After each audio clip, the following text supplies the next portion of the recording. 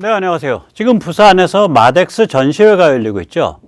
그런데 한화오션스하고 현대중공업이 전혀 다른 방향에서 솔루션을 내놓고 있습니다. 참으로 재밌는 현상인데요. 여기 안에는 지금 그 해군 안에 일종의 그 정신분열과 같은 두 개의 노선이 있다고 짐작이 됩니다. 그것이 고스란히 반영되어 있는 사건이어서 오늘 그 같은 이야기를 좀 다뤄보도록 하겠습니다. 한마디로 중국에 대한 제압 순치는 이 동아시아 바다에서 결판이 납니다. 보통 이제 제1도련이라고 하면은 한반도는 제외하고 일본에서 대만으로 연결돼서 루선 섬으로 연결되는 선인데, 실제로는 이 대한민국이 워낙 강력하다 보니까 이 제1도련에서 오히려 이제 서해 절반이 대한민국 굳건하게 지키는 상황으로 들어온 거죠. 제1도련이니까 변형된 거죠. 지금 약간 저 보라색으로 그러니까 이렇게 색깔을 입혀놓은, 거기가 이제 중국 해군이 좀 마음 놓고 돌아다닐 수 있는 지역이에요. 이제 바깥으로 빠져나오려 그러면은 이제 그 난세이 군도, 남사군도에서 이제 그 대만 쪽으로 붙어 있는 세 개의 섬이 있죠. 미야코, 이시가키, 요나구니. 그 중에 이제 미야코하고 오키나와 본섬 사이에 있는 미야코 해로와, 그 다음에 대만과 루손 사이에 있는 바시 해협, 그 두 개밖에 통로가 없습니다. 그 두 개 말고는 태평양 대양으로 나올 수 있는 통로가 없어요. 그러니까 이 상황을 극복하려고 이제 중국은 붕어빵 찍듯이 이제 함정을 찍어내고 있는 거죠. 그래서 이 중국 제압 순치는 결국 이 동아시아 바다에서 결판나는 이런 상황입니다. 네, 이 사정을 좀 더 이제 깊게 들여다보면서 이번 마덱스 전시회에 두 개의 회사, 현대중공업과 한화가 완전히 상반된 관점을 가지고 솔루션을 내놨다. 그 중에 뭐가 맞을 거냐, 이런 화두를 좀 다루도록 하겠습니다. 먼저 세뇌탈출 자유구독료 부탁 말씀 올립니다. 아시다시피 세뇌탈출은 광고가 잘 붙지 않습니다. 붙더라도 천천히 붙습니다. 도와주시면 보다 좋은 컨텐츠로 찾아뵙는 데 커다란 힘이 되겠습니다. 이걸 두고서 무슨 미국은 한국을 잡아가지고 한국에 발주하지 않으면 해군이 제대로 배를 못 만든다, 이런 식으로 이제 이야기하는 언론과 또 유튜버님들이 있는데, 이 CNN 기사는 사실은 그거보다 좀 더 진중해요. 이 기사 제목은 이제 모든 전함은 미국 안에서 건조돼야 한다. 이 법률에 막혀서 한국과 일본과 같은 미국의 아주 배를 잘 짓는 동맹에게 발주를 못하고 있다. 손발이 묶여 있다. 그런데 이 법이 사실은 23개 주에 걸쳐 가지고 약 300개 사업장에서 일하는 약 40만 명의 그 생계랑 관련이 있기 때문에, 이 미국의 조선업이, 그리고 미국에서 발주된 대형 함정의 거의 90% 이상이, 미 해군과 미 해안경비대에서 발주된 거기 때문에 이 법을 과연 의원들이, 상하의원들이 고치려고 할 것인가, 이러한 뉘앙스를 담고 있는 굉장히 우울한 기사입니다. 한국에 발주하자 말자 뭐 이런 얘기가 아니에요. 그래서 우리가 이제 미국에 일어나고 있는 일을 좀 객관적으로 볼 필요가 있다. 그래서 우리가 국뽕도 과학화해야 된다. 그런 말씀을 드리고 싶습니다. 그래서 그러한 우울한 기조의 기사이기 때문에 제목도 우울합니다. 세계 최강의 전함들이 있는데 문제는 이 전함들이 우리 배가 아니라는 점이다. 이런 기사 제목이죠. These may be the world's best warships and they are not American. 네. 자, 이렇게 되니까 미국이 이 해군 전력을 급속하게 증가하는 것이 동아시아에서 배 척수를 늘리는 게 사실상 쉽지 않다. 그래서 이제 말하자면은 이 한국의 무게가 그만큼 중요해지고, 그만큼 이제 어려워진 거죠. 그래서 이 동아시아에서 이 제해권을 지켜내기 위해서는 그 주춧돌은 결국 한미일 삼각체제입니다. 미국이 1위, 세계 1위죠. 해군력. 그 다음에 일본이 뭐 자타공인 3위쯤 되죠. 그리고 한국이 일본을 막 급추격 중이니까 뭐 좀 잘 봐주면 4위는 할 수 있을 겁니다. 한국이. 그래서 자타공인 이제 뭐 1, 3, 4위 정도의 해군이라고 볼 수 있는데 이 셋이 힘을 잘 합쳐서 중국을 잘 제압하도록 해야겠죠. 그래서 요새 한미일 3자 해상훈련이 많습니다. 한번 잠깐 보시죠.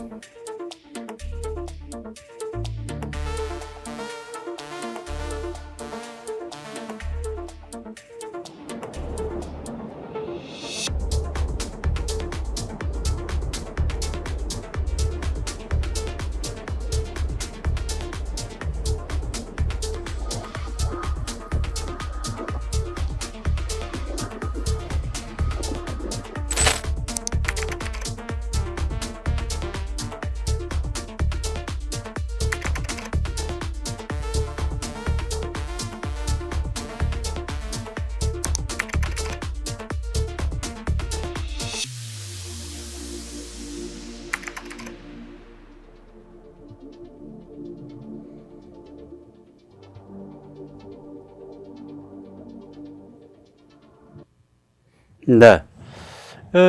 우리가 이제 그 명색은 반도지만 실제로 이제 그 대륙적으로 연결되는 그 육지 통로가 없기 때문에 군사 지정학적으로는 섬이거든요. 그래서 우리의 운명은 결국 동아시아에서 평화스러운 자유항행과 자유무역이 이루어질 수 있는 그러한 해양 질서, 제해권을 유지할 수 있냐 없냐, 그 질서가 결국 거기에 딸려 있다고 봐야겠죠. 이게 뭐랑도 연결이 되냐면 그 미사일 경보 실시간 공유 및 MD 체제 연동 완성과도 연결이 돼 있습니다. 6월 3일 싱가포르에서 한미일 3국 국방장관이 만나가지고 그때 이제 뭐라고 발표를 했냐면 올해 안에 한미일 3국 실시간 미사일 경보 정보를 정보 체제를 완성하겠다. 이게 제가 계속 말씀드렸죠. 실시간이라는 용어도 아마 제가 제일 먼저 썼을 거예요. 리얼타임. 제가 이제 그 정보통신을 했기 때문에 예를 들어서 미국 시스템이 인지하고 0.2초, 뭐 0.001초, 0.1초 안에 한국 시스템에 똑같은 데이터가 최소한 한반도에 관계된 거라면 뜨고, 일본 시스템이 인지한 게 0.001초 안에 한국 시스템에 뜨고, 마찬가지로 한국 시스템이 인지한 게 또 그런 빠른 시간 안에 뜨고, 그런 아주 짧은 시간적 절대 한계가 정해진 상태, 이거를 실시간이라고 부릅니다. 이 정보 처리에서는. 그러니까 실시간 연동한다는 얘기는 완전히 자기 데이터처럼 연동한다는 뜻이죠. 이 경보가 일단 실시간으로 연동이 되면 그 다음에 저걸 누가 요격할 거냐는 오히려 쉽습니다. 누가 요격할 거냐. 이 작업을 위해서 미 우주군이 한국에 배치되어 있는 거죠. 그래서 제가 거듭 한 10번도 더 말씀드렸을 거예요. 미 우주군 배치의 의미. 그게 해외에 미 우주군이 배치되어 있는 유일한 케이스인데, 그리고 이 미사일 경보 정보의 실시간 연동이 우리한테 얼마나 유리한 일인가. 우리 엊그저께 그 개발 성공한 LSAM, 또 우리의 천궁2, 또 앞으로 개발될 LSAM2, LSAM3 이런 것들이 날개를 다는 거예요. 이 감시정찰 정보가 고스란히 오니까 실시간으로. 우리한테는 100번 유리한 겁니다. 그러한 고급 정보를 일본으로부터 받고 미국으로부터 받는데 여전히 MD는 한국의 MD라는 점이 굉장히 특이한 거죠. 그런데 이게 우리 해군이랑도 연결이 크죠. 요번에 이제 북한이 발사한 로켓을 96분 만에 인양했잖아요. 일단 일부를. 그 얘기 뭐냐면 그게 세종대왕급이었을 거예요. 우리 구축함에서 이지스 시스템이 낙하 지점을 앓은 거예요. 정확하게. 위경도를. 그래서 바로 달려간 거라고요. 그러니까 이제 일단 탄도미사일이 떴다라는 거를 아는데 우리 해상 자원이 굉장히 중요한 역할을 하고요. 더 나아가서 이 구축함의 탄도미사일 요격 미사일을 예를 들어서 LSAM 해상형이라든지 혹은 SM-6 미사일이라든지 혹은 굉장히 비싼 SM-3 미사일을 우리 이 그 구축함에 이지스 레이더가 있는 구축함에 올리게 되면 이제 레이더로 감지를 할 뿐만 아니라 요격도 할 수 있기 때문에 반쪽 이지스에서 이제 온전한 이지스가 되는 거죠. 이게 굉장히 중요합니다. 이 VOA 그 얘기 잠깐 들어보시죠. 이어 미한일 3국 정상이 지난해 푸놈펜 정상회담에서 합의한 북한 발사 미사일에 대한 각국의 탐지 평가 역량을 증진하기 위한 미사일 경보 정보 실시간 공유 메커니즘을 올해 안에 가동시키기로 했습니다. 특히 기술적 사안 등에 대한 실무 협의를 진행해 수개월 내에 추가적인 진전을 이루기로 했다고 한국 국방부가 밝혔습니다. 또한 3국 장관은 최근 한일 군사정보보호협정 지소미아의 정상화를 환영하고 영내 국가 간 국방 관련 신뢰 구축이 중요하다는 인식에 공감하는 한편 이런 노력을 제도화하기 위한 협력을 심화해 나가기로 했습니다. 이와 함께 3국 장관은 북한의 핵미사일 위협에 대한 3국의 대응태세를 강화하기 위해 2018년 문재인 정부 시절 중단됐던 미한일 해양 차단 훈련과 대해적 훈련을 재개하고 이미 부활된 3국 간 해상 미사일 방어 훈련과 대잠점 훈련은 정례화한다는 약속을 재확인했습니다. 이어 미국은 핵을 포함한 모든 범주의 능력으로 뒷받침되는 한국과 일본에 대한 확고한 방위 공약을 재확인했습니다. 네. 이렇게 이제 우리 해군이 가지고 있는 이지스 역량, 이게 어마무시한 역할을 하거든요. 이 미사일 방어에서 굉장히 중요한 축을 이루죠. 그래서 우리 이제 해군 전력을 어떻게 가져갈 거냐, 제외권을 어떻게 다툴 거냐, 그래서 어떻게 이 동아시아에서 자유항행과 자유무역 이 해양 질서를 유지할 거냐, 여기에 이제 한국의 운명이 걸려 있고, 그것을 위해서 한국이 해군력을 어떻게 발전시켜 가야 될 거냐, 이런 문제가 여기 걸려 있는 겁니다. 이것을 이제 다른 말로 정리하면은 우리의 주 전장을 서해 남해로 이루어진 역내 천해, Regional Littoral Sea로 봐야 됩니다. 천해라고 할 때 천은 얕을 천자죠. 천박하다 할 때 천자. 제가 말씀드리지만 그러니까 서해에서부터 말라카 해협까지가 이게 한 통짜로 천해입니다. 그러니까 200m 이상이 거의 없어요. 서해에서부터 대만 해협, 그 다음에 다시 루손 앞, 그래서 말라카 해협, 여기까지가 200m 이상이 거의 없어요. 천해예요. 이런 규모의 천해가 이렇게 발달한 데는 지구에서 딱 두 군데밖에 없습니다. 동아시아하고 북극해 중에 러시아 쪽 연안 지역으로 이렇게 천해가 발달되어 있습니다. 따라서 굉장히 독특한 바다거든요. 이런 바다들이. 흑해나 지중해만 해도 이런 천해들이 아니에요. 이거보다 깊어요. 그래서 이 천해를 두고 이렇게 600km, 500km, 800km, 1000km, 900km, 거의 요새의 배에 실린 미사일이라든지 요새 전투기를 기준으로 하면 정말 엎어지면 코 닿는 거리를 두고 한국 사람과 그리고 굉장히 문제가 많은 중국이 딱 서로 목숨줄을 잡고 있는 거예요. 그러니까 윤석열 대통령이 말했듯이 만약에 한반도에서 사단이 벌어지면 이거는 북한이 사단을 벌일 때는 뒷배를 중국을 업고 버리는 거기 때문에 이건 동북아시아 전체가 잿더미가 되는 겁니다. 그 각오를 해야 우리가 평화를 지켜요. 그 각오를 해야 우리가 자유무역과 자유항행을 위한 해양 질서를 유지를 해요. 사중생이죠. 예. 그래서 이 동아시아 천해, 우리는 그 중에서 이제 대만 이북 쪽인데, 그러니까 제주에서 좀 내려간 데까지, 그거를 어떻게 방어해낼 거냐. 여기에 모든 신경이 곤두서야 되고요. 너무 상황이 급박하기 때문에 모든 역량이 거기로 집중돼야 됩니다. 그게 우리 해군 전력의 핵심 철학이 돼야 됩니다. 그런 의미에서 저는 사실은 이번에 이제 현중이 대표하고 있는 이 중대형 항모 노선, 이거 이제 뭐 밀덕들은 좋다고 계속 무슨 뭐 중대형 7만 톤급 중대형 항모 드디어 나왔고 그 위에는 KF-21N이 쫙 깔려 있고 뭐 이렇게 계속 나오는데 저는 한숨이 푹푹 나오는 거죠. 이 두 가지 노선이 완전히 부닥치고 있거든요. 현대중공업은 중대형 항모와 변형 천해 전투함입니다. 이게 왜 변형인지는 조금 이따 말씀드리겠습니다. 한화는 뭐냐면은 소형 무인기 항모와 합동 화력함과 무인 잠수정입니다. 그러니까 컨셉이 완전히 다른 거예요, 둘이. 그래서 이번 마덱스가 볼만한데 제가 시간이 없고 이제 체력이 안 돼서 부산을 못 갑니다. 그래서 참 좀 짜증이 납니다. 그래서 이 현대중공업과 한화 이 두 업체는 해군, 군부의 두 흐름을 반영하고 있다고 봅니다. 그러니까 중대형 항모 이런 쪽은 문재인 대양해군이고요. 그 다음에 한화의 소형 무인기 항모 합동화력함 무인잠수정은 윤석열 정부의 대중해군이라고 봅니다. 제가 대중해군이라는 건 저의 말이죠. 예, 그래서 이걸 쭉 한번 이렇게 그냥 주마간산으로 보면 예, 중대형 항모 이렇게 생겼고요. 현대중공업이 내놓은 게. 네, 이렇게 내놨습니다. 중대형 항모. 또 이게 천해 전투함인데 현대중공업에 네, 천해 전투함 이렇게 제시를 했어요. 이건 한화의 소형 무인기 항모입니다. 꽤 소형이에요, 이거. 이렇게 따져보면 한 2만 톤급이 안 넘을 것 같고요. 사람도 몇 명 안 타고요. 무인기 기지니까. 네.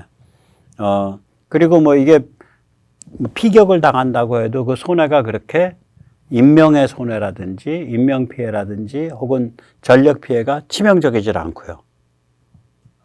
좀 그렇습니다. 이거 소형 무인기 항모. 예. 그 다음에 이게 한화 쪽에서 내온 합동 화력함이고 또 한화가 요번에 아주 공들여서 지금 얘기하고 있는 무인 잠수정입니다. 네. 그래서 양쪽이 다른 거예요. 현대중공업은 중대형 항모와 변형 천해 전투함을 내놨고요. 한화는 소형 무인기 항모와 합동 화력함과 무인 잠수정에 방점을 찍었어요.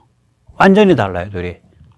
그러면 이 배후에는 각각이 친하게 지내는 군부 세력이 있다고요. 군부 집단이, 해군 집단이 있다고요. 그런 집단이 없었으면 현대가 저런 짓을 안 저질러요. 현대중공업이 친하게 지내는 해군 내에 인맥이 있다고. 이게 문재인 대양해군파가 있다고요, 아직. 그래서 이거를 조금 더 자세히 살펴보도록 하겠습니다.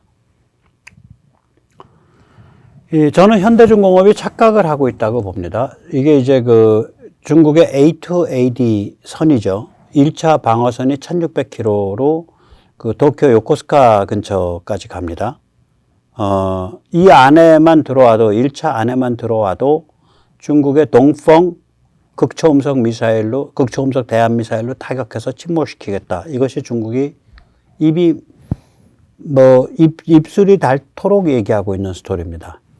2차쯤 되면 이거는 뭐 탄도미사일도 되지만 장거리 타격할 수 있는 초음속 미사일이라든지 비행기가 떠서 때릴 수 있는 게 돼요. 우리는 동해 전체 다 들어가고요. 동해의 한국 쪽 영역 다 들어가고요. 그리고 남해, 서해 다 들어가죠. 그 다음에 3차가 되면 이거는 땅에서 발사하는 대한미사일 안에도 들어가요. 한 500km 되거든요. 그리고 저 이렇게 보라색으로 빗금 쳐놓은 데는 중국이 자기의 내해라고 주장하는 데죠. 저희들은 서해도 자기의 내해고, 대만 근처도 자기의 내해고, 그 다음에 저기 남중국해도 대부분 자기의 내해라고 주장하고 있죠. 좀 특이하죠. 예, 굉장히 좀 이상합니다. 자, 이런 상황에서 중대형 항모를 했다. 그럼 항모에 뭐 몇천 명 타고, 그 다음에 그거 따라다니는 항모는 전단으로 꾸려지니까, 그거 따라다니는 구축함이 뭐 한 너댓 척 있을 거고, 서너 척 있을 거고, 또 호위함도 한 두세 척 있을 거고, 그 다음에 그 물 밑에서 이제 잠수함이 또 같이 움직여야 되고, 막강한 전단인데 보통 2개는 꾸려야죠. 두 개는 꾸려야 됩니다. 영국도 힘이 없어서 명목사거는 두 개 꾸려, 항모 두 대 해놓고서 결결 매고 있죠. 프랑스는 폰만 잡는 거고. 실제로 항모 전단을 제대로 두 개 꾸려서 운영하는 데가 없어요. 최소 단위가 두 개인데. 제대로 된 데가 없어요. 이게 항모 전단 두 개가. 그렇게 어렵습니다.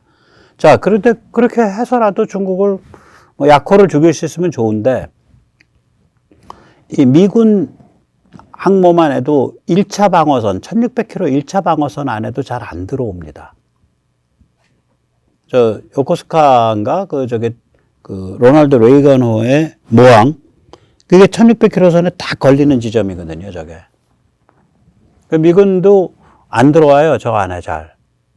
그러면 우리는 항모전단을 중대형 항모로 항모전단 꾸며놓으면 그거 서해 남해에 띄워서 방어하냐? 한 방 맞으면 수천 명이 한꺼번에 숨지는 강철 관짝이고 가치 수십조 원에 해당하는 우리 군사력의 상당 부분이 수장되고 마는데 결국은 하와이 관방어하러 돌아다녀야 돼요. 밖으로 나가서. 일본 열도 바깥쪽, 필리핀 바깥쪽 나가서. 우리가 맡고 있는, 우리가 감당해야 되는 서해 남해의 주 전장은 상관이 없어요. 항모전단하고. 그래서 이거를 거의 간첩스러운 주장이다. 국력을 낭비하자는 주장이다. 물론 이제 힘을 좋아하고, 뭐 근사한 그런, 이렇게 현시할 수 있는, 데몬스트레이트 할 수 있는, 보여줄 수 있는 군사력을 좋아하는 이제 밀덕들은 뭐 중대형 항모, 그러면 일단 좋게 생각하지만 군사 지정학적, 전략적 관점에서 보면 정말로 위험하고 멍청한 짓이고 알만한 사람, 해군의 브레인이나 대통령이 그런 소리를 한다? 그럼 저건 간첩스럽다. 국력 낭비 프로젝트다. 저는 그렇게 생각을 합니다. 자, 그래서 현중이 이번에 배팅을 이제 중대형 항모에 걸었는데 이거 굉장히 뭐 잘못 보고 있다. 내가 보기에는 윤석열 정부는 중대형 항모가 아니라 중대형 항모를 중심으로 한 문재인 대양 해군이 아니라 윤석열 정부의 유니크하게 표방을 하기 시작한 대중 해군을 지금 하기 시작하는데 이 현중이 전혀 이게 번짓을 잘못 찾았네. 저는 그렇게 생각을 합니다. 또 하나는 이제 현중에 뭐가 마음이 좀 급해요. 그래가지고 이 삼동선을 가지고 이제 그 천해 전투함을 해놨는데 삼동선 잘 만들면 천해 전투함으로 좋습니다. 그런데 삼동선으로 천해 전투함을 만드는 게 쉽지를 않아요. 전 세계에서 딱 한 나라, 딱 한 업체만이 그 경험이 있고 개고생했습니다. 그 나라가 미국이고 그 업체가 오스탈입니다. 삼동선 가지고 전투함 만드는 게 굉장히 어려워요. 그 다시 왜 그런지 말씀을 드릴게요. 그런데 현대중공업은 삼동선으로 전투함 만들어 본 경험도 없으면서 이걸 또 세상에 다시 없는 방식으로 변형을 했어요. 요번에 공개한 게. 그래서 야, 이 아저씨들 뭐 하는 거야? 왜 이렇게 마음이 급해? 이 배는요, 굉장히 종합적인 작품이기 때문에 그래서 배는 제작한다 라는 용어를 안 써요. 또 build라는 용어도 잘 안 써요. construct, 건설한다는 용어를 씁니다. 배를 짓는다라 그러잖아요. 집을 짓고 배를 짓고. 그러니까 굉장히 복잡한 대형 건축물과 같습니다. 그거보다 더 복잡합니다. 특히 전함은. 그렇기 때문에 이 배에 들어가는 각 요소들은 이미 개발되어 있고 이미 증명된 요소들로 조합을 할 때 그 혁신을 하는 거지 배 전체를 막 혁신적으로 가져가면 개피봅니다. 이 삼동선이라는 건 트라이마란이라고 부르는데요. 이거는 동체가 이걸 hull이라고 합니다. HULL. 이 중앙동체가 있고 중앙동체의 좌우로 두 개의 동체가 더 있는 거예요. 그래서 동체가 세 개다. 그래서 삼동선, 트라이마란이라고 부릅니다. 장점은 뭐냐면요. 배수량이 작은데 가판이 막 그냥 거의 몇만 톤짜리 배 같은 정도 크기의 가판이 나와요. 그러겠죠. 동체를 연결한 가판이 나오니까. 또 이 배가 그러다 보니까 얘가 물에 잠기는 부분, 흡수선이 낮아요. 위에 가판 사이즈에 비하면 굉장히 낮아요. 예를 들어서 그 정도 갑판 크기가 나오려면 배가 그래도 한 10m는 잠겨야 돼. 11m는 잠겨야 돼. 이렇게 되는데 그게 아니라 뭐 4m밖에 안 잠긴단 말이에요. 그러니까 5m 깊이의 바다도 갈 수 있다. 이렇게 되는 거죠. 그러니까 어선으로 치면 뭐 한 1000톤짜리가 갈 수 있는 배 되면 저게 갈 수 있다. 이렇게 되니까 저가 완전히 그 천해에서 정말 날아다니죠. 거기다가 속도가 빨라요. 왜냐하면 덜 잠겨 있으니까 물에. 그러니까 배 표면과 물 사이의 그 저항이 그 표면 면적에 비례한데 표면이 물에 잠긴 표면의 넓이가 작으니까 마찰 저항이 작고 따라서 엔진에서 뿜어주는 대로 그냥 차고 나간다고요. 굉장히 빨라요. 단점은 뭐냐? 파고가 높은 바다에서 굉장히 불안정하겠죠. 아래 깊이 안 잠겨져 있으니까 나뭇잎같이 춤출 거 아니에요. 두 번째로 뭐냐, 이게 동체를 가운데 놓고 좌우 양옆에 놓고 그걸 또 연결한 거가 되나가지고 당연히 배수량을 키우는데 상당한 문제가 있습니다. 배수량을 키우게 되면 구조적으로 취약해져요, 저게. 그래서 삼동선은 어디에서 주로 쓰였냐? 레저보트입니다. 레저보트, 그러니까 요트 같은 거죠. 저거 쓰면 왜 좋냐? 위에서 넓은 갑판에서 그냥 엄청난 그 파티를 할 수 있어. 배수량 자체는 작은데. 그래, 레저보트는 최고지. 아니, 폭풍우 치는데 배 몰고 나갈 일 있어요? 레저보트가? 그래서 사람 불러서 파티할 일 있어요? 아니잖아요. 잔잔한 바다. 그것도 육지에서 멀지 않은 바다 쫙 나가서 온갖 친구들, 친지들 다 불러서 그냥 놀고 먹고 마시고 하기 최고입니다.